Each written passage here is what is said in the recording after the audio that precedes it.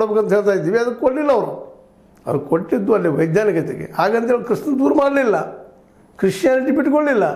ಆದರೆ ತಮ್ಮ ಮನೆಗಳ ಒಳಗೆ ಇಟ್ಕೊಂಡ್ರು ಅದನ್ನು.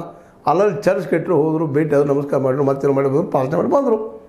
ಆದರೆ ವೈಜ್ಞಾನಿಕತೆಯಲ್ಲಿ ಬೆಳೆಸ್ಕೊಂಡವರು ಇವತ್ತು ಜಗತ್ ಶ್ರೀಮಂತ ದೇಶಗಳು, ಬುದ್ಧಿವಂತ ದೇಶಗಳು ಆಗಿದ್ದಾವ. ನಾನು ಯಾಕೆ ಮತ್ತೆ ಚರ್ಚೆ ಮಾಡ್ತಾ ಇದ್ದೀನಿ ಅಂದ್ರೆ, ಇಂಥ ವಾದ ಮಾಡೋಗಿದ್ರು ಹಿಂದೂಗಳೆಲ್ಲ ಒಂದು ನೀವು ಹೇಳಿದ್ರಿ ಅಡ್ಡಿ ಇಲ್ಲ. ಅದೇ ಕಾಲದಲ್ಲಿ ಜಾತಿಗಳನ್ನ ಇಲ್ಲಿದು ಎಲ್ಲ ತೆಗೆದಾಕುವಂಥದ್ದು. ಇಲ್ಲಿ ವೈಜ್ಞಾನಿಕತೆಯನ್ನು ಬೆಳೆಸುವಂಥ ಕೆಲಸ ಆಯ್ತಪ್ಪ ಅಂದ್ರೆ, ಇಲ್ಲಿ ಉದ್ಯೋಗಗಳನ್ನು ಬೆಳೆಸುವಂಥ ಕೆಲಸ ಆಯ್ತಪ್ಪ ಅಂತಂದ್ರೆ ನಿಶ್ಚಿತವಾಗಿ. ಮತ್ತು ಕೃಷಿಯನ್ನು ವೈಜ್ಞಾನಿಕವಾಗಿ ಬರೀ ಬೆಳೆದಷ್ಟೇ ಅಲ್ಲ, ಅವ್ರಿಗೆ ಮಾರ್ಕೆಟ್ ಕೊಡುವಂಗಾದ್ರೆ ಆ ದಿಶೆಯಲ್ಲಿ ಚಿಂತನೆ ಮಾಡಬೇಕಾಗಿದೆ. ಇವತ್ತು ನಮ್ಮ RSS ಏನು ದೇಶ ವಿರೋಧಿ ಅಲ್ಲ. ಏನೋ ಕೆಲವರು ಮಾತಾಡಲಿ, ನೀವು ನಮ್ಮ ದೇಶದ ಪರವಾಗಿ ಹೋರಾಟ ಮಾಡುವಂಥ ಏನೋ ಕನಸುಗಳಂಥವ್ರು ನೀವೆಲ್ಲ. ಎಲ್ಲ ವಿಷಯಗಳು ತಪ್ಪಂತ ಹೇಳೋದಿಲ್ಲ ಇಲ್ಲಿ. ಆದರೆ ನೀವು ಇವತ್ತು ವಿಚಾರ ಮಾಡಬೇಕಾಗಿದ್ದು, ವೈಜ್ಞಾನಿಕ ನೆಲೆಗಟ್ಟಿನಲ್ಲೇ ಈ ಹಿಂದೂಸ್ತಾನ ಕಟ್ಟಬೇಕಾಗಿದ್ದು, ಅಗ್ರಿಕಲ್ಚರ್ಗೆ ಮಾರ್ಕೆಟ್ ಕೊಡಬೇಕಾಗಿದ್ದು.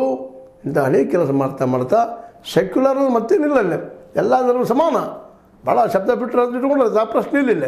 ಆದರೆ ಎಲ್ಲರಿಗೂ ಉದ್ಯೋಗ ಸಿಗುವಂಥ ವ್ಯವಸ್ಥೆ ತರೋಂಗಾದ್ರೆ ಹಿಂದೂ ರಾಷ್ಟ್ರ ಅನ್ನೋಕ್ಕಿಂತಲೂ ಮನುಸ್ಮೃತಿಯ ರಾಷ್ಟ್ರ ಇದಲ್ಲ, ಎಲ್ಲ ಹಿಂದೂಗಳ ರಾಷ್ಟ್ರ ಅನ್ನುವಂಥ ಕನ್ಫರ್ಮೇಷನ್ ಇವತ್ತು ಮಾಡಬೇಕಾಗಿದೆ.